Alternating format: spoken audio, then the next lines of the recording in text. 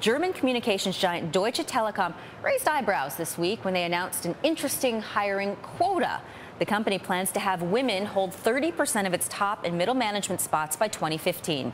Further north in Norway, the government's a 40% quota for female non-execs in the country's biggest companies.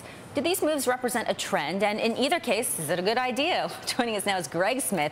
Gregg is Managing Director for Diversity and Inclusion at Boyden Global Executive Search. Gregg, great to have you today. Welcome. Thank you, Lori. So what do you think of all of this? Well, I think it's innovative. I think it's audacious. I'm not sure it could work in the U.S. Legally or culturally. Typically, most U.S. companies citizens think of themselves as being part of a meritocracy, so I'm not sure a quota system would work here. Is it something you think the U.S. corporate America needs? I mean, do we need to do something to get more women in the workforce?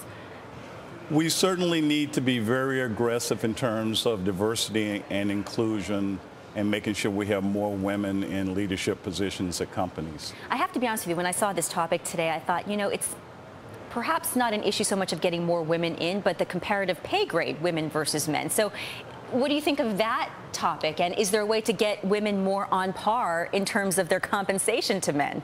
Well, equal pay for equal work has always been a concern for U.S. corporations. But additionally, if you look, yes, in terms of raw numbers, we have 13 women who are CEOs out of 500 in the Fortune 500. We only have 15% of the women who are on corporate boards in the Fortune 1000. In terms of women of color, it's only 3.3% women of color. And oftentimes women of color who are perceived as being doubly advantaged in reality may be doubly disadvantaged. Sure. What are the legal hurdles? You mentioned that off the top. Well, the legal hurdles is that the courts have been very clear that in the absence of yet very clear and present discrimination, that quotas are inappropriate in terms of resolving these issues. So why is this going to work, or more likely to work in Germany with Deutsche Telekom than it would here in the U.S.?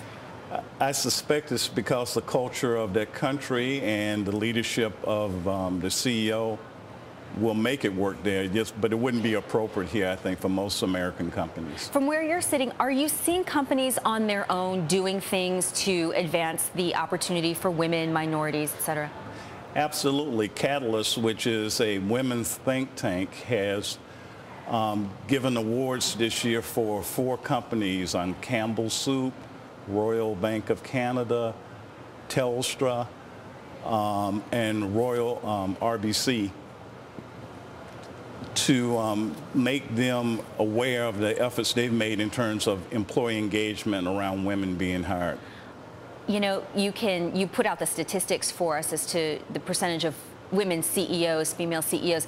You've got Ursula Burns, just named CEO of Xerox, Irene Rosenfeld, the CEO of Kraft, Indra Nooyi, the CEO of Pepsi. Those, even though you've got a smaller percentage, those companies I just named are significant and large companies in this country. So that's a pretty nice example these women are setting. Yeah, we are making incremental progress, no question about that. Okay, great. Any women that you've seen who could come up who are carrying a lot of potential, perhaps, to achieve a CEO position? Pamela Thomas-Graham at Credit Suisse is someone who's on everyone's short list.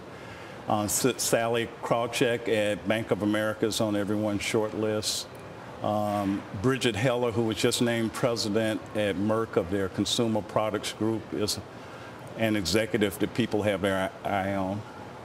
Do you think that it is just more challenging if you've got a pool of candidates out there? Does a woman, even a minority, we can extend it there, have to step it up more than a guy still in this day and age? Oh, absolutely. Yeah. Okay. But the good news is, I guess I'm looking for some examples if you could characterize that. Well, I'll give you an example. Oftentimes, a woman will be considered for an opportunity and she will not be considered strategic enough.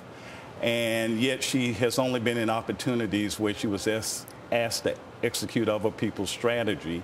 And so that person is passed on by the hiring manager, when in fact, if one was willing to give that person a chance, they might in fact be a very strategic person if given the appropriate guidance and support. All right. Gregg Smith, thanks for investigating this topic with us on the idea of quotas, which they're doing in Germany at Deutsche Telekom.